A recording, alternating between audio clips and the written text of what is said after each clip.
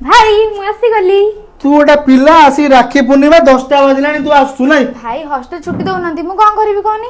अच्छा तू कहि गई कालठू आसी होता ना कहि कि बहुत कष्ट करी आसी फिर आज जीबी मु। तू काली मते फोन करी कहलु बिली राखी बांधे न अपेक्षा करता न राखी पठै दिता तू। हो छाड़ तू भाउज भाउज। हां झियो अरे तमे आसी गलणी भाउज तमे को जाइना राखी पूर्णिमा रे। अरे भाउज जी तू मते काली फोन करी कहलु तू आसीबो बोली सी दिन पळेबो तू हॉस्टल रे रहउछु तोर खाया पे व्यवस्था अछि ना नहीं तू जदी पळेबु से खाया पे व्यवस्था करिवो के तोर।